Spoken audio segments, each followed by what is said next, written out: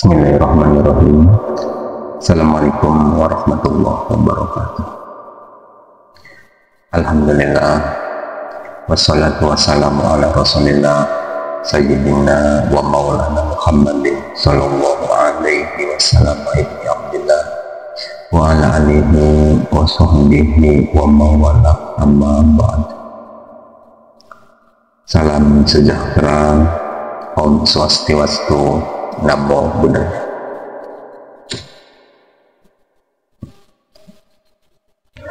Semoga semuanya, para sedulur-sedulur Majelis Ilmu Asrarul Karamah dimanapun kalian berada, semoga kita semua senantiasa berada dalam naungan juga perlindungan dari Tuhan Sang Pencipta alam semesta. Alhamdulillah, pada kesempatan yang berbahagia ini telah masuk kembali pertanyaan dari sedulur-sedulur dari beberapa pecinta Majelis Ilmu Asrarul Karamah yang sudah mengirimkan pertanyaannya via email, yang insya Allah pada kesempatan yang berbahagia ini pertanyaan tersebut akan saya jawab.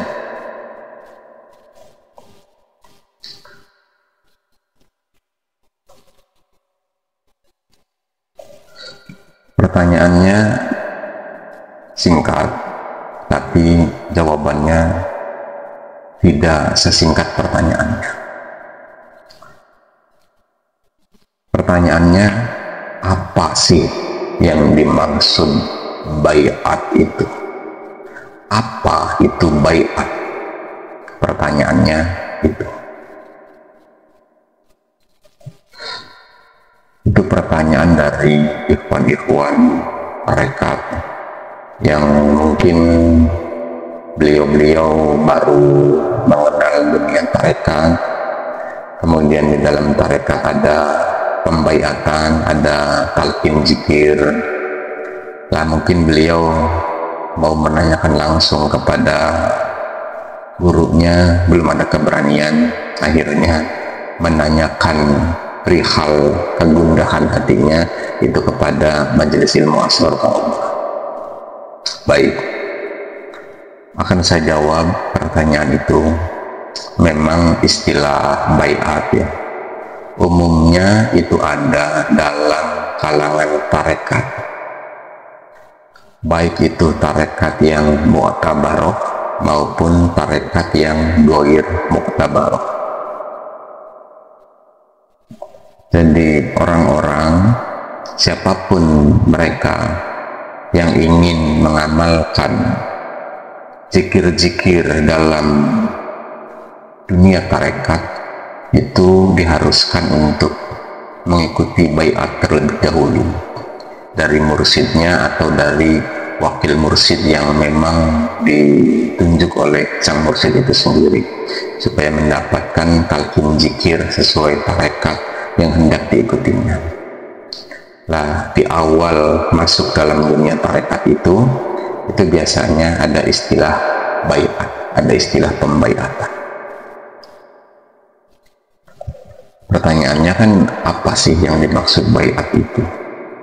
Baik, baiat itu diambil dari akar kata bayaun yubayaun baiatun, yang artinya adalah secara umum ya, bayat yubayaun, bayat yubaya'a bayatun, itu secara umum artinya adalah perjanjian.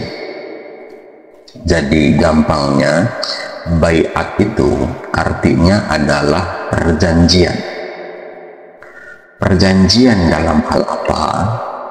Perjanjian di sini adalah perjanjian ruhani. Siapa yang berjanji dan kepada siapa dirinya berjanji? Yang berjanjinya itu adalah si murid, berjanji kepada mursyid. Itu yang dimaksud baiat secara umum. Jadi saya ulangi ya, baiat itu diambil dari asal kata baya'a yubaya'a bai'atun, yang artinya adalah perjanjian.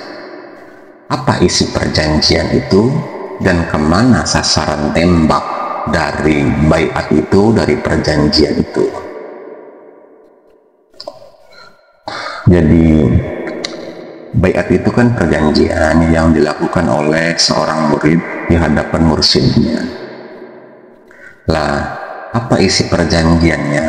Secara umum, isi perjanjian di dalam pembaiatan itu adalah ikrar si murid akan berserah diri, akan tunduk, patuh, pasrah untuk mengikuti segala instruksi, segala bimbingan yang diinstruksikan oleh mursyidnya kepada dirinya selaku seorang murid. Tujuannya kemana pembaiatan itu? Lah, tujuan daripada pembaiatan itu adalah supaya si murid itu mendapatkan bimbingan secara khusus dari mursyidnya, baik bimbingan dari sisi luar lahiriah maupun bimbingan dari sisi dalam ruhani. Tujuannya kemana arah bimbingan itu? Supaya terciptanya akhlak yang karimah. Jadi baiat itu sasaran tembaknya tetap kepada visi misi dari Kanjeng Nabi, yakni untuk menyempurnakan akhlak manusia. Kan kaidahnya innama bu'istu liutammima makarimal akhlak. Jadi seorang mursyid itu meneruskan visi misi dari seorang nabi kepada generasi ya saat ini gitu, kepada generasi di zamannya, dalam artian untuk menyempurnakan akhlak murid-muridnya. Lah, penyempurnaan akhlak murid pada diri seorang mursyid ya, dalam ranah tarekat itu nanti akan ada pembimbingan secara khusus dari mursyidnya yang diberikan kepada para muridnya. Jadi tujuan utama daripada pembaiatan itu adalah ikatan batin, juga sebagai suatu pengesahan ya. Karena seorang mursyid itu kan nggak mungkin membimbing semua orang. Jadi dikhususkan gitu, pembimbingan seorang mursyid itu lebih cenderung, lebih dominan kepada para muridnya. Lah, yang disebut murid di sini itu adalah seseorang yang sudah mengikuti proses pembaiatan. Dalam artian baiat di sini adalah perjanjian ruhani, perjanjian spiritual yang dilakukan oleh seorang murid di hadapan mursyidnya. Secara umum seorang murid itu berjanji dalam ruhaninya setelah pembaiatan itu akan bersungguh-sungguh untuk menjalankan segala ajaran yang disampaikan oleh mursyidnya, dalam artian supaya terciptanya akhlak yang karimah pada diri si murid yang bersangkutan tersebut.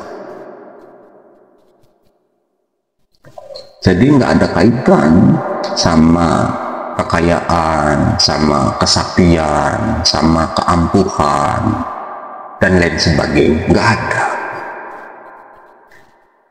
Jadi tarekat itu ya, itu kan jalan gitu, jalan untuk siapapun yang ingin bisa lebih mendalam mengenal Sang Tuhan.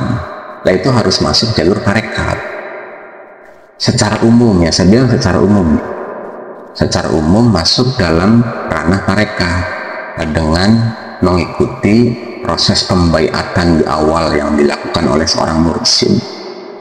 Nanti akan diberikan talqin zikir oleh mursyidnya sebagai amalan ruhani pada diri seorang murid tersebut, biar nanti ada bimbingan lahir batin Bimbingan secara lahir itu lewat mengikuti kajian-kajian yang diberikan oleh mursyidnya.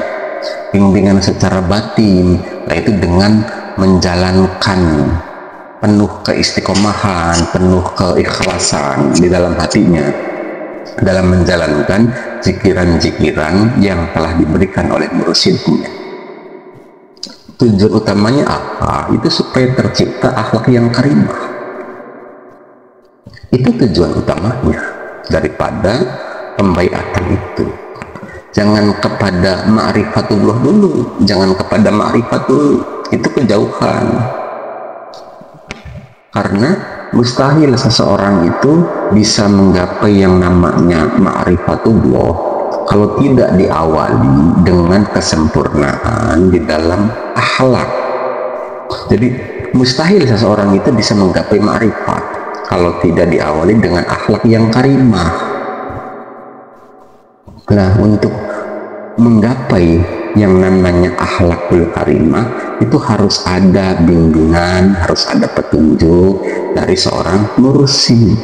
Jadi nanti mursyid yang mengarahkan supaya terciptanya akhlak yang karimah, baik akhlak dari sisi lahir maupun akhlak dari sisi batin, dengan harapan supaya murid-muridnya itu bisa menjadi pribadi yang memiliki akhlak seperti yang diharapkan oleh Kanjeng Nabi. Itu seperti itu secara umum, ya. Adapun metode di dalam pembaiatan, lah biasanya beda mursyid, beda tata caranya. Nah, itu sah-sah saja karena memang mursyid punya kewenangan juga untuk menentukan metode di dalam proses pembaiatan yang dilakukan dalam tarekatnya.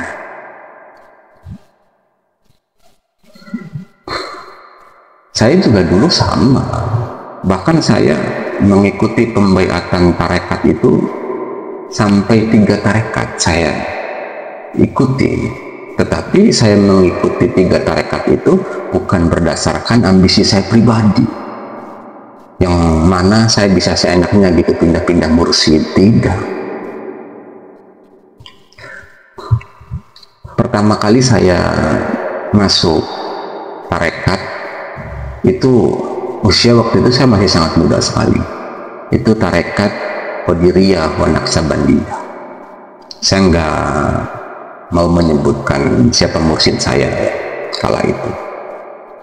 Lah, beliau betul-betul bijaksana. Bahkan saya diberikan keleluasaan, diberikan kebebasan, nggak dikekang. Jadi nggak ada pernyataan dari beliau, kamu kalau sudah baiat sama saya nggak boleh mencari mursyid yang lain. Tidak. Justru malah beliau itu mempersilahkan. Silahkan nak, nanti akan tiba masanya kamu saya suruh masuk ke dalam tarekat yang lain, biar kamu ada perbandingan, biar kamu ada penambahan pemahaman, biar kamu ngangsu ilmu itu, memahami kajian agama, kajian Islam itu bukan cuma dari satu wadah. Lah, beliau itu sebegitu bijaksana. Jadi nggak ada istilah kayak orang jualan kecap gitu. Nggak ada yang lebih baik melebihi saya, nggak ada. Justru malah beliau itu mempersilahkan. Lah, saya tahu adab. Kalau saya nggak disuruh, kalau saya nggak dipersilahkan, saya nggak akan pindah, saya nggak akan mencari mursyid yang lain. Tapi karena setelah sekian lama turunlah perintah untuk mencari mursyid yang baru. Akhirnya diarahkan oleh beliau kepada seorang mursyid yang baru.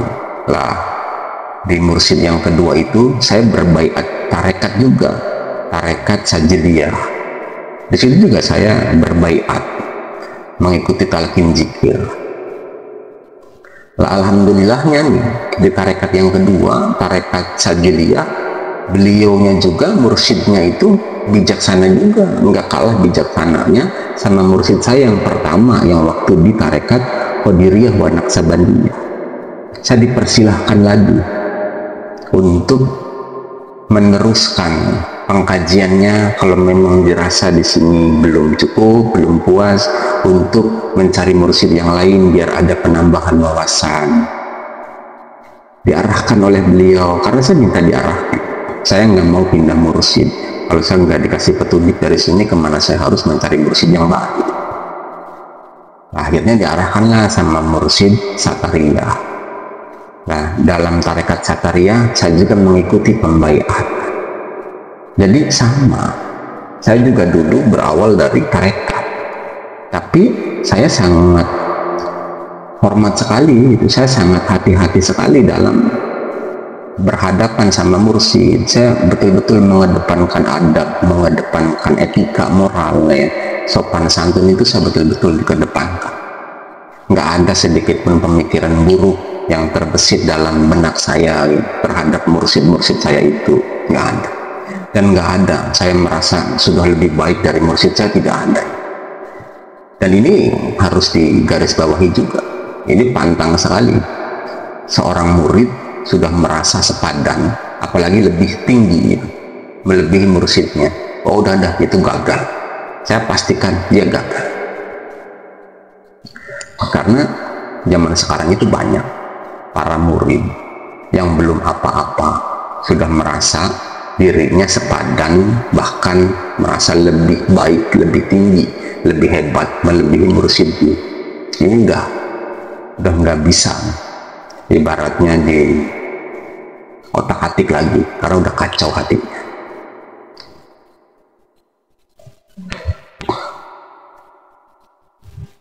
Jadi kurang lebih seperti itu, ya, penjelasannya. Jadi kesimpulannya, yang dimaksud baiat itu diambil dari akar kata baya'a, yubaya'a, baiat, yang artinya adalah perjanjian.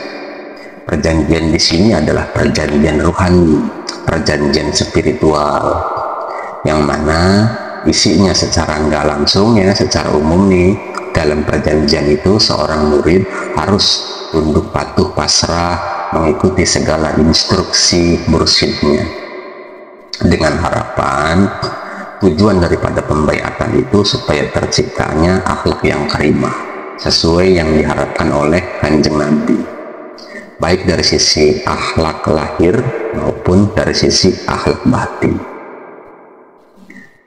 Kurang lebih seperti itu jawabannya perihal apa itu baiat. Boleh nggak sih satu orang itu berbaiat lebih dari satu mursyid? Boleh-boleh saja kalau memang ada perintah, ada izin dari mursyid yang awal. Jadi dalam pembaiatan itu, ya, nggak boleh murid itu sekonyong-konyong semaunya sendiri meninggalkan mursyidnya kemudian pindah ke mursyid yang baru. Wah, itu salah fatal dalam ranah dunia suluk, ya. Itu salah. Seorang salik itu nggak boleh seperti itu, terkecuali ada perintah dari mursyidnya. Nggak beda lagi ceritanya kalau seperti itu. Kayak yang saya ceritakan tadi, saya berbaiat 3 jenis tarekat, dari tarekat Qadiriyah wa Naqsabandiyah, kemudian tarekat Naqsabandiyah, tarekat Sadiliyah, kemudian tarekat Satariyah. Nah, saya mengikuti 3 pembaiatan itu karena ada instruksi dari mursyid saya sendiri, saking bijaksananya beliau. Jadi nggak merasa beliau itu nggak ada bahasa, nggak ada yang lebih baik dari saya, nggak ada. Justru malah saya dipersilahkan untuk menggali lebih dalam lagi dari wadah-wadah yang lain. Itu seperti itu. Jadi tugas utama mursyid itu sebetulnya itu pembenahan akhlak para muridnya. Jadi dibimbing, diberikan pengarahan para muridnya supaya tercipta akhlak yang karimah, mengikis habis keburukan-keburukan rohani pada diri seorang murid. Nah, itu dari 2 jalur, jalur dohir dan jalur batin. Jalur batinnya itu dengan metode-metode zikiran yang diinstruksikan oleh seorang mursyid kepada para muridnya.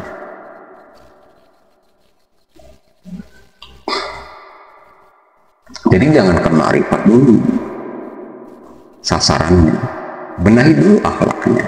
Nanti juga kalau menurut Allahnya cocok, menurut Tuhannya cocok, ma'rifat itu akan diberikan. Ini perlu digarisbawahi, ma'rifat itu adalah karunia dari Sang Tuhan. Mursyid itu memberikan metode, memberikan petunjuk, memberikan pengarahan, bimbingan kepada para muridnya untuk menggapai itu, untuk menggapai yang namanya ma'rifatullah. Tapi harus diawali dengan kesempurnaan akhlak terlebih dahulu. Lah, tujuan utama mencari mursyid itu seharusnya nih tertanam niat yang dalam dari para murid itu supaya akhlak saya ini bisa menjadi akhlak yang karimah. Karena tanpa adanya bimbingan seorang mursyid itu sulit untuk menggapai akhlak yang karimah. Makanya mengikutilah proses pembaiatan supaya memiliki mursyid, supaya ada bimbingan secara khusus baik dari sisi lahir maupun batin. Tuh arahnya tuh seperti itu. Nah, setelah mengikuti pembaiatan, ikutilah semua instruksi, semua arahan dari seorang mursyid. Gak boleh berani ibaratnya membantah, membangkang, apalagi sampai menjelek-jelekan.